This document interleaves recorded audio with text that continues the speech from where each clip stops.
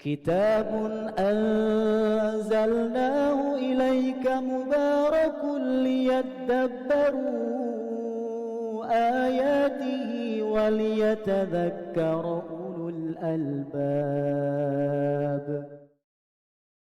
Bismillahirrahmanirrahim. Assalamualaikum warahmatullahi wabarakatuh. Alhamdulillah wassalatu wassalamu ala Rasulillah nabiyina Muhammad wa alihi wa sahbihi wa man nasara wa wala wa la hawla wa la quwwata illa billah. Yaqulullahu ta'ala ya ayyuhalladzina amanu taqullaha haqqa tuqatih wa la tamutunna illa wa antum muslimun amma ba'd. Teman-teman yang dimuliakan Allah Subhanahu wa taala, di tengah kesibukan kita, jangan lupakan tentang kondisi dan nasib yang sekarang masih dialami oleh saudara-saudara kita di bumi yang diberkahi, bumi Syam, daerah Palestina, di mana masih bergejolak sampai hari ini. Saudara-saudara kita dibantai oleh mereka orang-orang Yahudi, laknatullah alaihim. Banyak yang gugur sebagai syuhada, insyaallah, dan juga banyak kerusakan di sana sini. Dan perlu kita ketahui bahwasanya masalah Palestina adalah masalah umat Islam. Allah Subhanahu wa taala senantiasa mengingatkan kepada kita, innamal mu'minuna ikhwatun. Sesungguhnya orang-orang mukmin itu bersaudara. Walaupun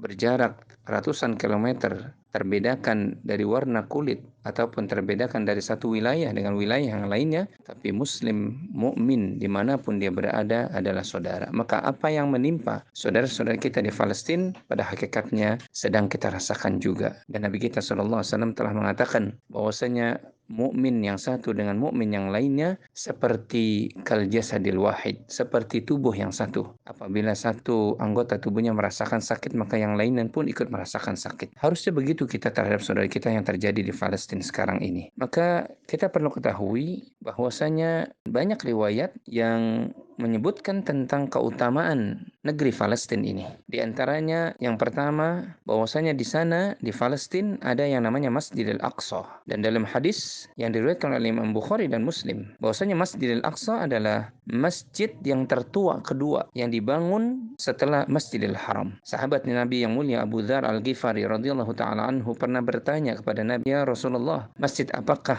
yang pertama kali dibangun di muka bumi?" Maka Nabi menjawab, Masjidil Haram yang ada di Mekah. Lantas masjid apa lagi ya Rasulullah? Masjidil Aqsa, jawab Rasulullah SAW. Berapa lama jarak pembangunan kedua masjid itu? Kata Nabi SAW, 40 tahun. Dan kapan saja engkau mendapati waktu salat, bersegeralah untuk salat, karena tempat engkau berada adalah tempat yang diperkenankan untuk salat. Hadis Bukhari Muslim ini menunjukkan tentang keutamaan Palestina karena di dalamnya ada Masjidil Aqsa atau yang dikenal sebagai Baitul Maqdis. Kemudian keutamaan negeri Palestina ini yang kedua, karena Masjidil Aqsa itu merupakan kiblat pertama dari kaum mukminin, di mana datang kepada kita hadis yang disampaikan dari sahabat Bara bin Azib radhiyallahu taala anhu. Qala, dia berkata, "Shallaitu ma'an Nabi sallallahu alaihi wasallam ila Baitul Maqdis 16 syahran." Kami pernah salat bersama Nabi sallallahu alaihi wasallam menghadap Baitul Maqdis selama 16 bulan. Hatta nazalat al-ayah allati fil Baqarah, sampai turunnya ayat di dalam surah Al-Baqarah, yaitu firman Allah SWT, wa haitsuma kuntum fawallu wujuhakum syatrah,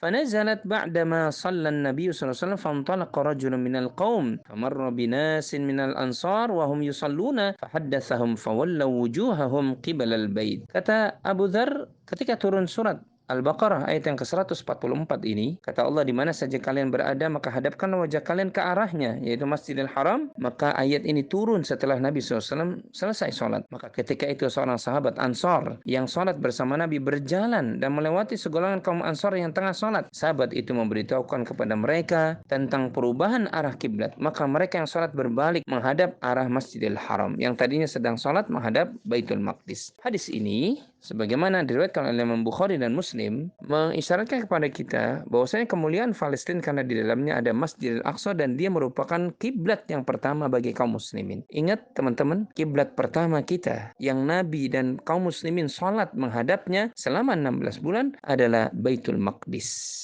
Maka jangan pernah kemudian kita meremehkan atau bahkan melupakan penderitaan yang sedang dialami oleh saudara-saudara kita di Baitul Maqdis, di Al-Aqsa sana. Keutamaan-keutamaan yang lainnya insyaallah kita akan sampaikan pada pertemuan yang akan datang. Semoga Allah memberikan taufik kepada kita. Wallahu waliyut taufik. Wassalamualaikum warahmatullahi wabarakatuh.